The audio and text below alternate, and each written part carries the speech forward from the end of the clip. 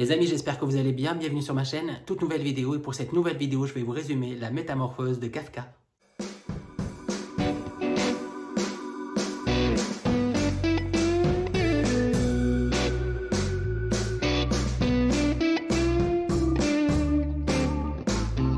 Avant tout, n'hésitez pas à vous abonner à la chaîne si ce n'est pas déjà fait et activer la cloche des notifications pour ne rien louper des prochaines vidéos, c'est toujours sympathique. J'ai relu la métamorphose de Kafka et j'ai évidemment de nouveau apprécié. Avant de commencer, Franz Kafka était un écrivain tchèque, considéré comme l'un des plus grands auteurs du XXe siècle. On lui doit des œuvres comme Le Château, La Colonie pénitentiaire ou encore Le Procès. Son nom a même donné naissance à un adjectif que tu connais sûrement, qui est kafkaïen. On dit d'une situation qu'elle est kafkaïenne quand un ou des individus sont confrontés à un univers absurde, angoissant, voire impersonnel. Mais le sujet de la vidéo, c'est la métamorphose. Alors ça parle de quoi? C'est un roman emblématique du monument Franz Kafka, dans lequel il raconte l'histoire de Grzegorz Samsa, un homme qui se lève un matin transformé en insecte sans trop comprendre pourquoi. Mais attention, hein, il est littéralement métamorphosé, hein. C'est pas juste un état d'esprit. C'est pas juste tu te lèves un matin en disant tiens, je me sens changé. Ouais, j'ai beaucoup plus de tolérance pour les gens qui affichent le montant qu'ils mettent dans les cagnottes en ligne. Ou alors tiens, je comprends beaucoup mieux pourquoi est-ce qu'on continue de sortir des CD alors que plus personne n'a de lecteur CD. Non, dans l'histoire, le gars est physiquement transformé.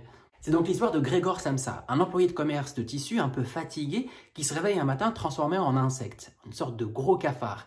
Et au début, il n'y croit pas trop, il fait un peu comme tout le monde, il essaie de se rendormir en se disant « c'est peut-être juste un cauchemar ». Sauf qu'il se rend compte que c'est bien réel, il est vraiment devenu un énorme cafard et en plus il est en retard pour aller au boulot. Mais bon, il se dit c'est pas grave, ça fait 5 ans qu'il y est, il a jamais été absent, il enverra un arrêt maladie.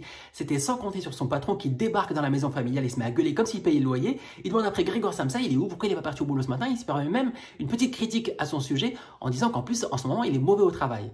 Quelques instants plus tard, à la vue de la nouvelle apparence de notre personnage principal, tout le monde est en panique. Le patron s'enfuit et la famille de Grzegorz le pousse dans sa chambre à coups de canne et l'enferme comme dans une cage. Ils n'ont de contact avec lui que pour le nourrir. Grzegorz Samsa s'occupe un peu comme il peut, il rampe sur les murs de la chambre, il en profite au passage pour écouter les conversations des pièces voisines, sans doute pour mieux cafarder les secrets qu'il entendra. Promis, je ne me permettrai que 2 jeux de mots dans cette vidéo, le prochain arrive. Pendant les 15 jours qui suivent, Grzegorz Samsa peut compter sur sa sœur pour le nourrir et pour l'aider à se mouvoir dans la pièce en lui déplaçant l'immeuble. Et un jour, sa mère lui rend visite dans la chambre pour aider un petit peu et en le voyant tel qu'il était, elle s'évanouit. Du coup, la sœur de Grzegorz fonce chercher de quoi la réanimer. Ce dernier la suit, mais il tombe nez à nez dans le salon avec son père qui, croyant que son fils était en train d'essayer de s'enfuir, se met à le courser tout en lui jetant des pommes et en le blessant, c'est horrible.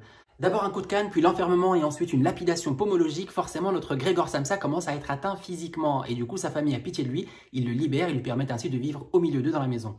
Pas du tout. La seule réaction qu'ils ont est de lui laisser la porte de sa chambre ouverte pour qu'il puisse les regarder de loin. Et là, Grzegorz Samsa constate que non seulement tout le monde s'est mis à bosser dans la famille pour compenser la perte de son salaire, vu qu'il était quand même pas mal à la maison, mais qu'en plus ils avaient accueilli 3 sous-locataires, que ses parents semblaient bien aimer, ils étaient très avenants avec eux, ils leur jouaient même de la musique sans que personne ne semble se soucier de sa condition à lui. Donc forcément, notre Grzegorz, il a un peu le cafard, je vous avais prévenu. Les choses ne s'arrangent pas pour notre personnage insecte. Sa chambre est de moins en moins entretenue et elle sert même de débarras carrément. Sa famille a de plus en plus honte de lui et un jour, la femme de ménage vient leur apprendre qu'elle a découvert le corps de Grzegorz Samsa dans la chambre inanimé. Il est mort.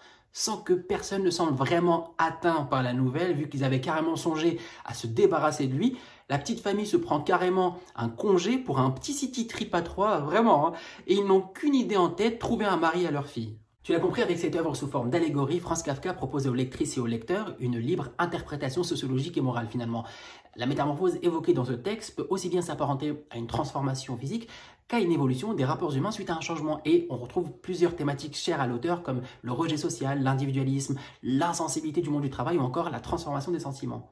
Voilà, j'espère que ça vous a donné envie de lire La Métamorphose. En tout cas, moi j'ai pris beaucoup de plaisir à vous le résumer. Si vous avez aimé cette vidéo, n'hésitez pas à laisser un petit pouce bleu, c'est toujours sympathique, à partager et à me dire en commentaire ce que vous en avez pensé. À la prochaine, ciao. It's not a game, it's a rich thing.